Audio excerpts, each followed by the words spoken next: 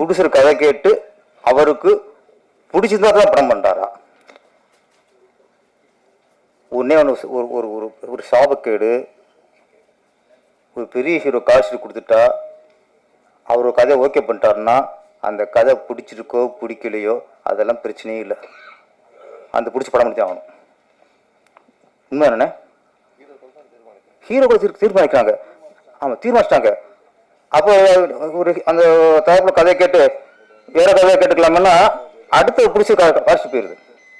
Okay, அப்போ அப்புறம் பண்ணிக்குவோம், கதை செலக்ட் பண்ணுவோம் அப்படி இந்த அந்த டைரக்டரை இன்னொரு பிடிச்சி அனுப்பிடுவாங்க. இதெல்லாம் நடக்குது என்ன? அப்போ இங்கே சினிமாவுக்கு கதை தான் முக்கியம். அந்த கதைக்கு யார் டிசைட் பண்ணுறது? ஒரு 30-40 படம் பண்ண ஒரு ஹீரோக்களுக்கு ஆட்டோமேட்டிக்காக அந்த கதை நாலேஜ் வந்துடும். அப்போ கதையை டிசைட் பண்ணுற ஒரு அத்தாட்டே உங்களுக்கு வந்துடும். ஏன்னா அனுபவம் இருக்குல்ல, அனுபவம் தான் எல்லாத்தையும் கற்றுக் கொடுக்கும்.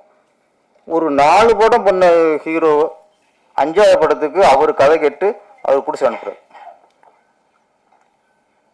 என்னைக்கு இந்த சினிமா எப்போ நல்லா இருந்துச்சு?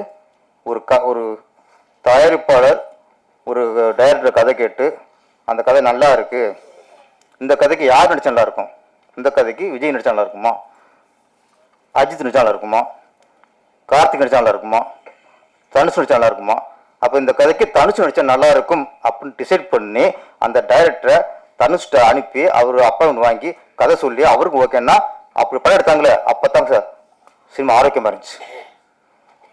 ஒரு தயாரிப்பு கதை ஓகே பண்ணி இந்த கதைக்கு யார் ஹீரோ, அவருக்கு என்ன சம்பளம், அதுவே விஷயம். அது அவர் அந்த மார்க்கெட்டுக்கு சம்பளம் வாங்குறாரு, அது அடுத்த விஷயம். கதை அஸ்திவாரம், இங்கே அஸ்திவாரம் ஆடி போச்சு. பிடிச்சிருக்கும் கதைக்கு சம்மந்தம் இல்லைன்னா ஆகி போச்சு. இப்போ ஒரு ஹீரோ வெரைட்டியாக கதை வருதா? ஏன் இல்லைன்னா அந்த ஹீரோ நாலேஜுக்கு அவங்க கதை அறிவுக்கு தான் கதை கேட்குறாங்க. அப்போ ஒரே மாதிரி தான் கதை அமையும். ஒரு தயாரிப்புல கேட்டால் தான் ஒரு மாசம் அந்த தயாரிப்புல ஹீரோவுக்கு சொல்றேன், ஹீரோவுக்கு நல்ல விஷயம் என்னன்னா அவங்க நன்மைக்கு என்னன்னா நீங்கள் ஃபர்ஸ்ட் புதுசாக கதை கேளுங்க. அப்போ தான் உங்களுக்கு கதை வெரைட்டியாக வெவ்வேறு சேனலில் வரும். நீங்கள் கதை கட்டினீங்கன்னா அது ஒரே சேனலில் வந்துட்டு இருக்கும்.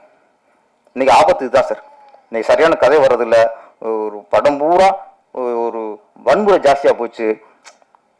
கஞ்சா வைக்கிறது, போதை பொருள் கடத்துறது. ஏன்னா கதை தயாரிப்புல சைடில் இல்லை, கதை முடிவு பண்ணுறது அவங்க சைடில் இல்லை. இதெல்லாம் ஃபர்ஸ்ட் அஸ்திவாரம் கதை, கதையை டிசைட் பண்ணுற உரிமையை ஃபர்ஸ்ட் தயாரிப்பாளர் வந்து கொண்டு வரணும். சிறிய படங்கள் நிறைய படம் நிறைய வருது, நல்ல படங்கள்லாம். ஏன்னா அங்கே தயாரிப்பாளர் கதை முடிவு பண்ணுறாங்க. சின்ன சின்ன படங்கள்லாம் விவரிச்சாலும் எத்தனை கிட்ட இருக்கு நல்ல படங்கள். இந்த பார்க்கிங்னு படம் வந்துச்சு, சித்தான்னு படம் வருது, கொண்டாடுறாங்கல்ல சின்ன படங்களை. ஏன் கொண்டாடுறாங்கன்னா அதெல்லாம் தயாரிப்பாளர் கேட்டு ஓகே செஞ்ச கதை. அதான் சிறிய படங்கள்லாம் வெவ்வேறு சேனலில் வருது. பெரிய ஆர்டிஸ்ட் படம் ஒரே மாதிரி வர காரணம் ஹீரோக்கள் கதை முடிவு பண்ணுறாங்க. இது கொஞ்சம் மாறினா மற்ற செலவுகள் அப்புறம் இதுதான் நான் நினைக்கிறது. ரொம்ப ஆழமாக தான் இதையும் கொஞ்சம் தேவைப்பசங்கம் நடைமுறைப்படுத்தணும். நம்ம மற்ற முக்கியமாக இந்த ஸ்ட்ரைக்கை மட்டும் தயவு செய்து நடத்திடாதீங்க, அதுக்கான வாய்ப்பெல்லாம் கொடுத்துடாதீங்க. எல்லாத்தையும் பேசி சரி பண்ணி